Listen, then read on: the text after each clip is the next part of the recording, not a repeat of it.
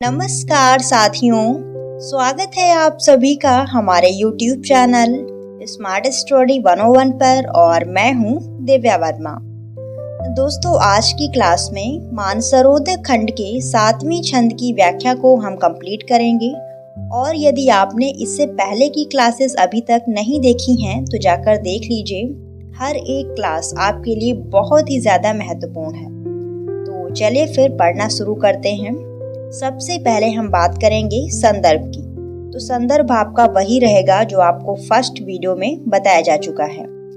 और अब हम प्रसंग को समझते हैं।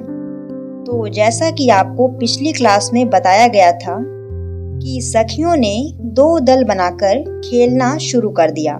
एक तरफ गोरी सखी रहती हैं और एक तरफ सांवली सखी।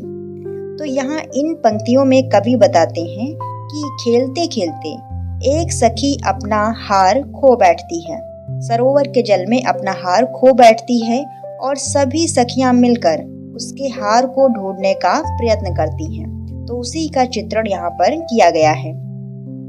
यहाँ इन पंक्तियों के अर्थ को हम 2 स्तर पर समझेंगे। एक तो साधारण अर्थ है कि खेल खेल में एक सखी अपना हार खो देती है, और दूसरा अर्थ यह है कि जीवन भी एक तरीके का खेल ही है और जो व्यक्ति इसे समझदारी के साथ नहीं खेलता है या अपने जीवन को प्रेम पूर्वक नहीं जीता है, वह अपने जीवन के अमूल्य रत्नों को खो देता है। तो ये रहा प्रसंग। अब हम बात करते हैं व्याख्या की। पहली पंक्ति है, सखी एक तेई खेल न जाना, भय अचेत मनिहार गवाना। उन सखियों में से एक सखी ऐसी थी जिसे खेल का विशेष ज्ञान नहीं था या उसको खेल के बारे में ज्यादा जानकारी नहीं थी, और कुछ समय के लिए उसका मन अचेत हुआ, यानी उसने सावधानी दिखाई और अपना बहुमूल्य हार पानी में खो दिया।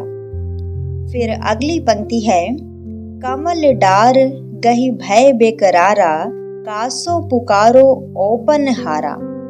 और हार खो जाने के कारण वह सखी कमल की नाल को पकड़कर बेकरार होकर यानी व्याकुल होकर रोने लगी और कहने लगी कि मैं किसको पुकारूं, अपने हार को ढूंढने के लिए मैं किसे बुलाऊं, या ऐसा कौन है जो मेरा हार ढूंढकर मुझे दे दे, यानी सहायता के लिए मैं किसको बुलाऊं।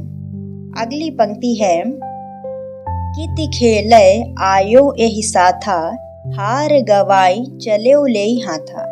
और पश्चाताप करते हुए वह सखी कहती है कि मैं यहाँ सखियों के साथ में खेलने ही क्यों आई थी। मतलब खुद को कोसते हुए कह रही है कि काश मैं यहाँ पर आई ही ना होती, और मैं यहाँ आती नहीं तो मेरा हार भी नहीं खोता। मैंने अपने हाथों ही अपना कीमती हार गंवा दिया है। अगली पंक्ति है, घर बैठत पूछब यह हारू, कौन उतर पाऊब पैसारू। घर पहुँचते ही जब मुझसे हार के बारे में पूछा जाएगा तो क्या उत्तर देकर मैं घर के अंदर प्रवेश पाऊंगी।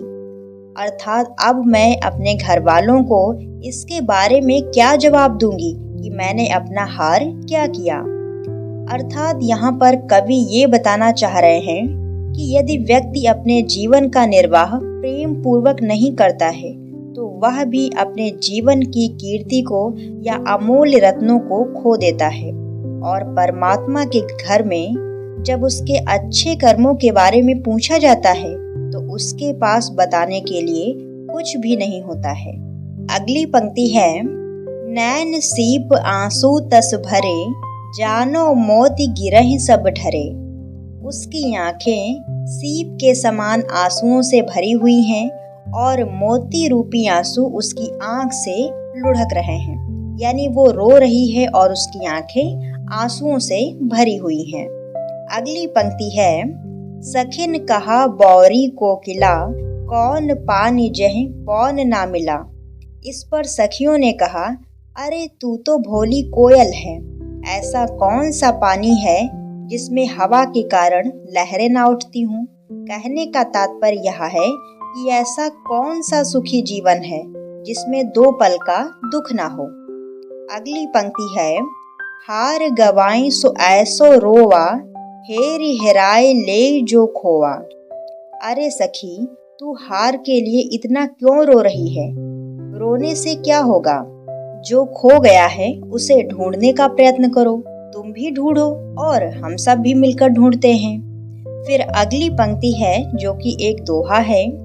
लागी सब मिल हेरे, बूढ़ी बूढ़ एक साथ, कोई उठी मोती लेई, काहू घोंघा हाथ। इसके बाद सभी सखियां मिलकर पानी में डुबकी लगाने लगी। उस हार को ढूंढने के लिए एक एक करके सभी सखियां पानी में डुबकी लगाने लगी और उस खोए हुए हार को ढूंढने लगी। लेकिन किसी के हाथ वह हार नहीं आया। कोई सखी मोती लेकर बाहर निकली तो कोई घोंघा ही निकाल पाई। कहने का तात्पर्य ये है कि ईश्वर को पाने के लिए प्रेम की डुबकी लगानी ही पड़ती है। प्रेम में डूबना ही पड़ता है और जो उथली डुबकी लगाता है यानी पूरे तरीके से प्रेम में नहीं डूबता है, उसे जीवन में केवल व्यर्थता ही मिलती है, अर्थात घोंघा ही हाथ लगता है। तो ये रही व्याख्या। अब हम बात करते हैं काव्यगत सौंदर्य की। तो भाषा यहाँ पर ठेठ अवधि है यानी शुद्ध अवधि भाषा, और रस यहाँ पर श्रृंगार है। छंद आपके वही चौपाई और दोहा रहेंगे। अलंकारों की बात करें तो यहाँ पर रूपक, उपमा और उत्प्रेक्षा अलंकारों का समावेश है। तो आज के लिए बस यहीं तक। आई होप आप लोगों को ये वीडियो पसंद आई होगी। सो प्लीज़ दोस्तों, वीडियो को लाइक शेयर जरूर कीजिएगा और इसी प्रकार की अन्य वीडियोस देखने के लिए हमारे इस चैनल को सब्सक्राइब करना बिल्कुल भी मत भूलिएगा। मिलते हैं नेक्स्ट क्लास में, तब तक के लिए धन्यवाद दोस्तों। जय हिंद।